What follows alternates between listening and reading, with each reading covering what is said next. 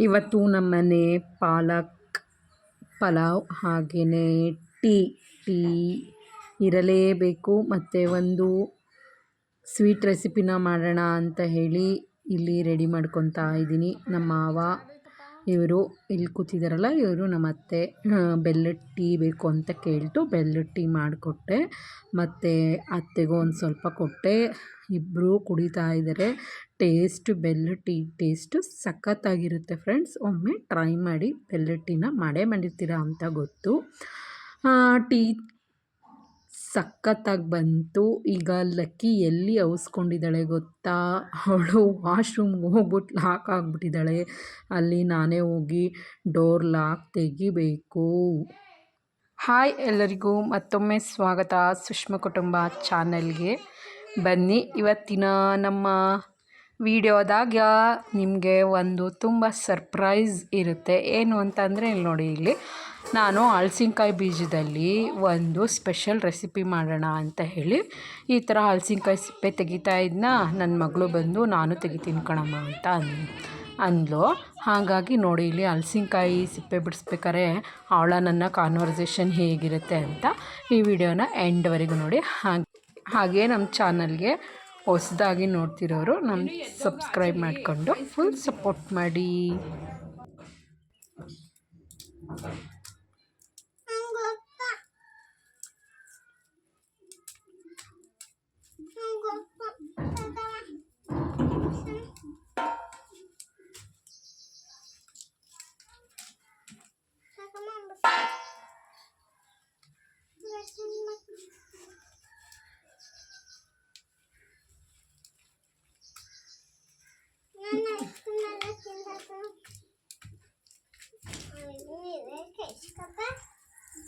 Lucky ಯಾಕೆ ಗೊತ್ತಾ, ನೀವೇ ಕೆಚ್ಕೊಪ್ಪ ನಾನು ಒಯ್ತೀನಿ ಅಂದಿದ್ದು. ಇಲ್ಲಿ ನೋಡಿ, ಇಲ್ಲಿ ಪಕ್ಕದ ಬೌಲ್ ಇಟ್ಕೊಂಡಿದ್ದಾಳಲ್ಲ ಪಕ್ಕದಲ್ಲಿ, ಈ ಬೌಲಲ್ಲಿ ನಾನು ಮಾವಿನ ಹಣ್ಣು ಐಸ್ ಕ್ರೀಮ್ ಮಾಡಿದ್ನ, ಅದನ್ನು ತೊಗೊಬಂದ್ಬಿಟ್ಟವಳೆ. ಇನ್ನು ನಾನು ಕೇಳ್ತೀನಿ ಅಂದ್ಬಿಟ್ಟು ನೀವೇ ಕೆಚ್ಕೊಪ್ಪ ಅಂತ ಹೋದ್ಲು. ಅದೇನು ಮಿಸ್ಟೇಕ್ ಆಯಿತು ಏನು, ಮತ್ತು ಅವಳೆ ಕೆಚ್ಚಕ್ಕೆ ಬಂದು ನೋಡಿ. ಇಲ್ಲಿ ನಾನು ಕೆಚ್ಚುತ್ತೀನಿ, ನೀವು ಬಿಡಿಸಿ, ಓಕೆನಾ?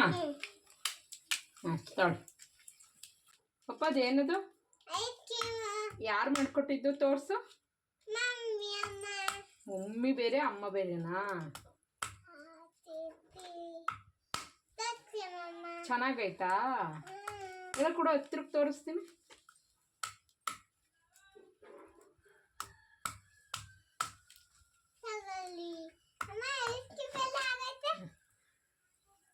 ಸ್ಪೂನ್ ಒಂದೇ ಒಂದು ಸ್ಪೂನ್ ತಿಂತೀನಿ ನಾನು, ಓಕೆನಾ? ಇದಕ್ಕೆ ನೋಡಿ, ಇಲ್ಲಿ ದ್ರಾಕ್ಷಿನೂ ಹಾಕಿದ್ದೀನಿ. ಇದು ಯಾವ ಐಸ್ ಕ್ರೀಮ್ ಪಾಪ? ಇದು ಯಾವ್ದು ice cream? Mango ice cream.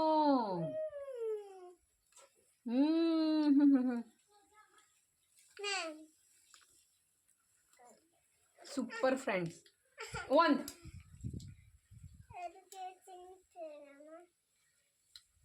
ನೋಡಿ ಏನು ಸಖತ್ತಾಗಿದೆ ಅಂತ.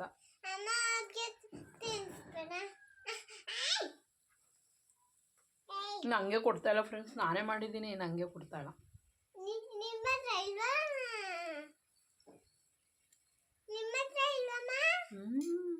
ಸಖತ್ತಾಗಿದೆ.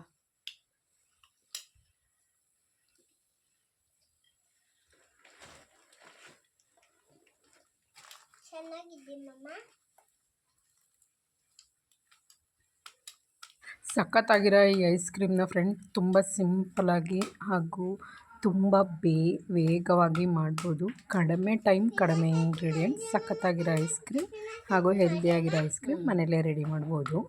ಒಮ್ಮೆ ಟ್ರೈ ಮಾಡಿ. ಇದ್ರ ರೆಸಿಪಿ ಬೇಕು ಅಂತ ಅಂದರೆ ಕಾಮೆಂಟ್ ಮಾಡಿ. ಈ ಹಲಸಿನಕಾಯಿನ ಕೆಚ್ಚುತ್ತಾ ಇವತ್ತೊಂದು ಇನ್ಸಿಡೆಂಟ್ ಆಯಿತು ಫ್ರೆಂಡ್ಸ್. ಅದೇನಂತ ನಿಮ್ಮ ಹತ್ರ ಶೇರ್ ಮಾಡ್ಕೊತೀನಿ. ಅದು ಯಾರು ಅಂತಲೂ ಗೊತ್ತಿಲ್ಲ, ಏನಂತನೂ ಗೊತ್ತಿಲ್ಲ. ಅಂದರೆ ಆ ವ್ಯಕ್ತಿ ಬಗ್ಗೆ ನಂಗೆ ಅಷ್ಟು ಮಾಹಿತಿ ಇಲ್ಲ.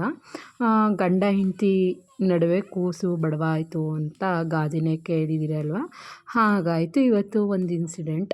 ಏನಪ್ಪ ಅಂತಂದರೆ, ನಾವು ನೀರು ತರೋಕ್ಕೆ ಅಂತ ಹೋಗಿದ್ವಾ. ನೀವು ಪ್ಯೂರಿಫೈರ್ ಹಾಕ್ಕೊಂಡಿದ್ದೀರಲ್ಲ, ನೀರು ತರೋಕ್ಕೆ ಅಂತ ಹಾಕೋಯ್ತೀರಾ ಅಂತ ಅನ್ಬೇಡಿ. ನಮ್ಮ ಪ್ಯೂರಿಫೈರ್ ಕೆಟ್ಟೋಗ್ಬಿಟ್ಟಿತ್ತು. ಅಂದರೆ ನೀರು ತೊಟ್ಟಿಗ್ತಾಯಿತ್ತು, ಸರ್ವಿಸ್ ಮಾಡಿಸ್ಬೇಕಾಯ್ತು. 4 ಮಂತ್ ಆಯಿತು. ಪ್ಯೂರಿಫೈರ್ ಹಾಕಿಸ್ಕೊಂಡು. ಹಾಗಾಗಿ ನೀರು ತರೋಕ್ಕೆ ಅಂತ ಹೋಗಿದ್ವಿ. ಅಲ್ಲಿ ಒಂದು ಯಪ್ಪ ಮಗಳನ್ನು ಕರ್ಕೊಂಡು ಬಂದಿತ್ತು. ಮಗಳನ್ನ ಕಂಕ್ಳಲ್ಲಿ ಇರಿಕೊಂಡಿತ್ತು. ಮೇ ಬಿ ಅದಕ್ಕೊಂದು 1.5 ವರ್ಷ ಇರಬೇಕು. ಆ ಗಂಡು ಮಗುಗೆ ಒಂದು 4.5 ವರ್ಷದ ಹತ್ತತ್ರ ಆಗಿತ್ತು ಅಂತ ನಾನು ಅಂದ್ಕೊಂಡಿದ್ದೀನಿ. ಆದರೆ ಅಷ್ಟೇ ಆಗಿತ್ತು. ಆವಾಗ ಏನು ಮಾಡ್ದ ಆ ಯಪ್ಪ 5 ರೂಪಾಯಿನ ಕಾಯಿನ್ ಹಾಕ್ತಾ ನೀರು ಬರ್ತಾಯಿತ್ತು, ಕ್ಯಾನ್ ಇಟ್ಟಾದಮೇಲೆ ಆ ಮಗು ಈ 4.5 5 ವರ್ಷ ಆಗಿತ್ತಲ್ಲ ಗಂಡು ಮಗು, ಅದು ಹತ್ತಿರ ಬಂತು. ಅದಕ್ಕೇನೋ ನೀರಿಗೆ ಕೈ ಹಾಕ್ತು ನೀರಿಗೆ.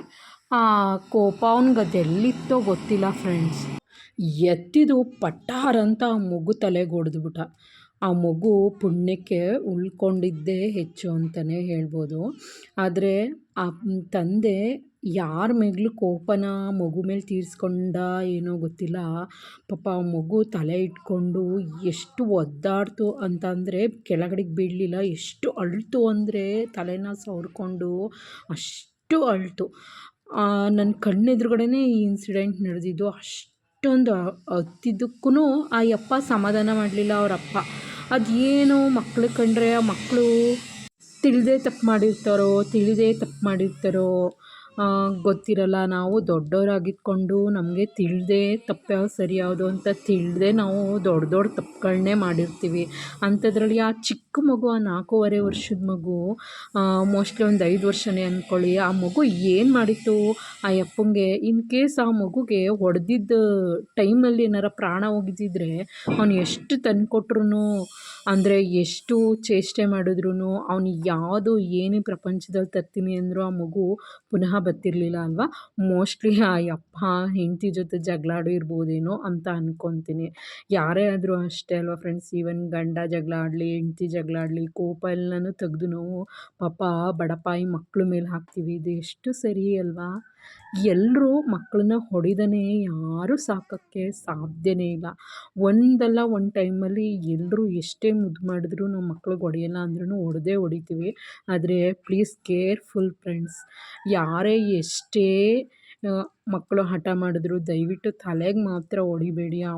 ಆ ಮಕ್ಕಳಿಗೆ ಸರಿ ಯಾವುದು ತಪ್ಪು ಯಾವುದು ಅಂತ ಗೊತ್ತಿರೋದಿಲ್ಲ ಅಲ್ವಾ? ಈಗ ಮನೇಲಿ ಯಾವುದೇ ಫ್ಯಾಮಿಲಿ ಜಗಳ ಇದ್ರೂ ನಾವು ಬೇಗ ತೋರಿಸ್ಕೊಳ್ಳೋದೇ ಮಕ್ಕಳ ಮೇಲೆ. ದಯವಿಟ್ಟು ಯಾರೂ ಮಕ್ಕಳ ಮೇಲೆ ತಮ್ಮ ಕೋಪನ ತೋರಿಸ್ಕೋಬೇಡಿ. ಎಲ್ರಿಗೂ ಕೋಪ ಬಂದೇ ಬರುತ್ತೆ. ಆದರೆ ಆ ಕೋಪ ದವಡೆಗೆ ಮೂಲ, ಅಂದರೆ ಬಡವನ ಕೋಪ ದವಡೆಗೆ ಮೂಲ ಅನ್ನೋ ಥರನೇ ಇರಲಿ. ದಯವಿಟ್ಟು ಮಕ್ಕಳ ಮೇಲೆ ಆ ಕೋಪನ ಯಾರೂ ತೋರಿಸ್ಕೋಬೇಡಿ ಅಂತ ಈ ವಿಡಿಯೋ ಮೂಲಕ ನಾನು ನಿಮ್ಮ ಹತ್ರ ರಿಕ್ವೆಸ್ಟ್ ಮಾಡ್ಕೊತಾ ಇದ್ದೀನಿ. ಅಯ್ಯೋ ಇಲ್ಲಿ ನೋಡಿ, ಇಲ್ಲಿ ನಾನು ಹಿಂಗೆ ಹಲಸಿನಕಾಯಿನ ಕೆಚ್ಚಬೇಕಾದ್ರೆ ಹಲಸಿನಕಾಯಿ ಅಲ್ಲ, ಹಲಸಿನ ಬೀಜನ ಕೈನೇ ಕೆಚ್ಕೊಬಿಟ್ಟೆ ಫ್ರೆಂಡ್ಸ್. ಅಯ್ಯೋ ನೋಡಿ, ಇಲ್ಲಿ ಕೈ ಕೆಚ್ಕೊಂಡು ಒಳಗಡೆಗೆ ಬಿಟ್ಟು ಹಾಕ್ಳಂಗಾಯಿತು ನನ್ನ ಕತೆ. ಇವಾಗ ಇಷ್ಟು ಹಲಸಿನಕಾಯಿನ ಕೆಚ್ಚಾಯಿತು. ಇದನ್ನು ಸ್ವಲ್ಪ ಹುರ್ಕೊಬೇಕು. ಬನ್ನಿ ಇವಾಗ ಹುರ್ಕೊತೀನಿ ಹಲಸಿನಕಾಯಿನ. ಹುರ್ಕೋಬೇಕಾದ್ರೆ ನೋಡಿ ನಮ್ಮ ಲಕ್ಕಿ ಆ್ಯಕ್ಟಿವಿಟೀಸು ಹೇಗಿದೆ ಅಂತ ನಾನು ನಿಮಗೆ ತೋರಿಸ್ತೀನಿ.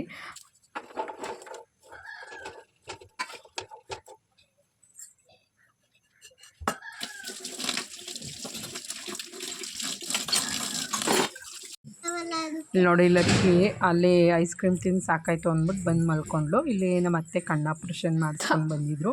ಇಲ್ಲಿ ಮಲಗೈತೆ, ಬೇಜಾರಾಗ್ತಿತ್ತು ಅಂತ ಹೇಳಿ. ನಮ್ಮ ಮಾವನು ಹೊರಗಡೆ ಕೂತೈತೆ ಇಲ್ಲಿ ಹೊರಗಡೆ ನೋಡ್ತಾ. ನಮ್ಮನೆಗೆ ಬಂದವರೆಲ್ಲ ಒಂದು ಸಜೆಷನ್ ಕೊಡ್ತಾಯಿದ್ರು. ನಾವು ಮುಂದೆ ಫ್ರಂಟ್ ಎಲಿವೇಷನ್ಗೆ ಬರಗೋಲೆಲ್ಲ ಹಾಕ್ಸಿದ್ವಿ ಅಲ್ವಾ, ಅದಕ್ಕೆ ಮಕ್ಕಳು ಯಾರಾರ ನಿಂತ್ಕೊಂಡು ನೋಡಿದ್ರೆ ಬಿದ್ದೆ ಹೋಗ್ಬಿಡ್ತಾರೆ. ಈ ದೊಡ್ಡವರು ನುಸುಳೋ ಜಾಗನೇ ಐತೆ, ಹಾಗಾಗಿ ಇಲ್ಲಿಗೊಂದು ರೈಲಿಂಗ್ಸ್ ಹಾಕ್ಸ್ಬಿಡಿ ಅಂತ ಅಂದರು. ಅದಕ್ಕಾಗಿ ನಾವು ಈ ಥರ ರೈಲಿಂಗ್ಸ್ ಹಾಕ್ಸಿದ್ವಿ. ಬನ್ನಿ, ಇಲ್ಲಿ ಮೇಲ್ಗಡೆ ಇನ್ನೊಂದು ವರ್ಕ್ ನಡೀತೈತೆ, ತೋರಿಸ್ತೀನಿ. ನಮ್ಮನೆ ಇವಾಗ ಅಷ್ಟೇ ನಾವು ಗೃಹ ಪ್ರವೇಶ ಮಾಡಿ ಒಂದು 6 ಮಂತು ಆಗಿಲ್ಲ. ಆಗಲೇ ನಮಗೆ RCC ಎಲ್ಲ ಬಿಡ್ಕೊಡ್ದ್ಬಿಟ್ಟೈತೆ. ಹಾಗಾಗಿ ನಾವು ಶೀಟ್ ಹಾಕ್ಸ್ಬಿಡೋದಾ ಅಂತ ಹೇಳಿ ಶೀಟ್ ಹಾಕ್ಸೋಕ್ಕೆ ಅಂತ ರೆಡಿ ಮಾಡ್ತಾ ಇದ್ದೀವಿ. ಇವಾಗ ಅದ್ರದ್ದು ಕೆಲಸ ಎಲ್ಲ ನಡೀತೈತೆ ಫ್ರೆಂಡ್ಸ್.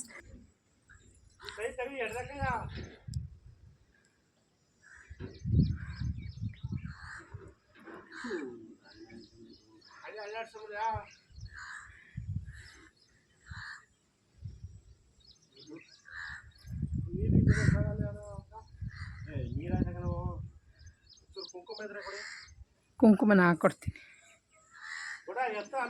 ಕುಂಕುಮ ಕೇಳಿದ್ರು ಏನಕ್ಕೋ ತರೋಣ ಅಂತ ಕೆಳಗೆ ಬಂದೆ.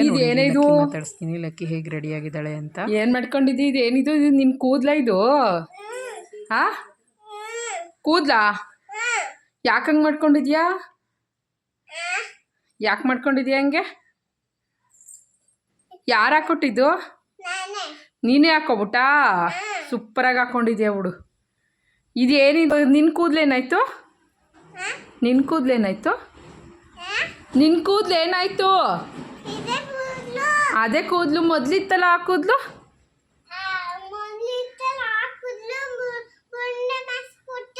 ಬುಂಡೆ ಮಾಡಿಸ್ಬಿಟ್ಟ? ಯಾಕೆ ಮಾಡಿಸ್ದೆ ಬುಂಡೆಯ? ನಾನು ಯಾಕೆ ಮಾಡಿಸ್ದೆ ಬುಂಡೆನ?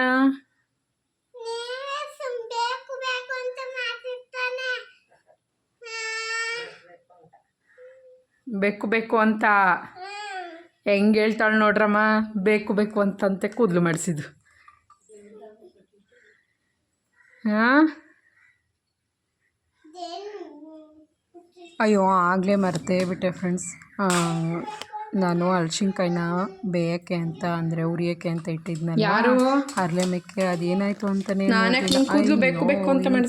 ಆಗೋಗ್ಬಿಟ್ಟಿದೆ ನೋಡಿ. ಸ್ವಲ್ಪ ಬೆಂದೋಗಿದೆ. ಇದನ್ನು ಸಾರಿ, ಈ ಥರ ಇದ್ದರೆ ಹಲಸಿನ್ಕಾಯಲ್ಲಿ ಸ್ವೀಟ್ ರೆಸಿಪಿ ಮಾಡೋಣ ಲಡ್ಡುನ ಅಂತ ಅಂದ್ಕೊಂಡಿದ್ದೆ. ಮಾಡೋಕ್ಕಾಗಲ್ಲ. ಇದು ಸ್ವಲ್ಪ ಡ್ರೈ ಆಗಬೇಕಾಗಿತ್ತು, ಅಂದರೆ ಸ್ವಲ್ಪ ಪುಡಿ ಪುಡಿ ಥರ ಆಗಬೇಕಾಗಿತ್ತು. ಇವಾಗ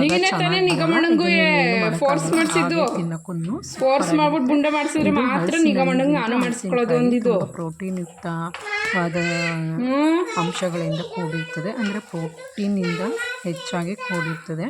ಹಾಗೆಯೇ ಹಲಸಿನಕಾಯಿನ ತಿನ್ಬೋದು, ಏನೂ ಆಗಲ್ಲ, ಸಖತ್ತಾಗಿರುತ್ತೆ.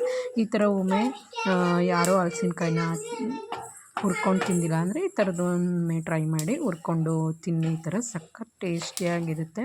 ಮತ್ತು ಒಂದು ಸ್ನ್ಯಾಕ್ಸ್ ರೆಸಿಪಿನೂ ಸಹ ಮಾಡ್ಬೋದಾಗಿತ್ತು, ಇವಾಗ ಮಾಡೋಕ್ಕೆ ಆಗಲ್ಲ, ಸಾರಿ. ಹಾಗಾಗಿ ನಾನು ಇದನ್ನು ಹೀಗೇ ಬೇಯಿಸಿ ಇಡ್ತಾ ಇದ್ದೀನಿ.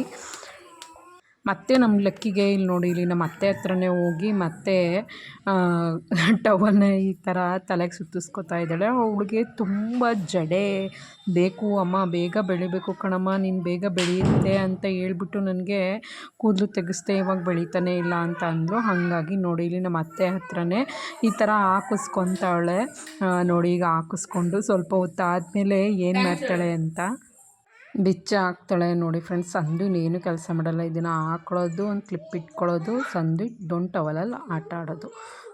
ಫೈನಲ್ ಆಗಿ ನೋಡಿ, ನಮ್ಮ ಹಲಸಿನ ಬೀಜದ ಕತೆ ಇಷ್ಟ ಆಯಿತು. ಮತ್ತು ಲಕ್ಕಿ ಜಡೆ ಕತೆ ಮಾತ್ರ ಮುಗಿತಾ ಇಲ್ಲ. ಈಗ ನಮ್ಮ ಅತ್ತೆ ಆಯಿತು, ಇವಾಗ ನನ್ನ ಹತ್ರ ಬಂದವಳೆ ಈಗ ಜಡೆ ಹಾಕಿಸ್ಕೊಳ್ಳೋಕ್ಕೆ. ಇಲ್ಲಿ ನೋಡಿ, ಇಲ್ಲಿ ನಾನು ಒಂದು ಸರಿ ಟ್ರೈ ಮಾಡ್ತಾಯಿದ್ದೀನಿ ಅವಳಿಗೆ ಜಡೆ ಹಾಕೋಕ್ಕೆ. ಅವಳಿಗೆ ಇದು ಸಹ ಸ್ಯಾಟಿಸ್ಫ್ಯಾಕ್ಷನ್ ಆಯ್ತಾಯಿಲ್ಲ. ನೋಡಿ ಇಲ್ಲಿ ಹೇಗೆ ಆಡ್ತಿದ್ದಾಳೆ ಅಂತ.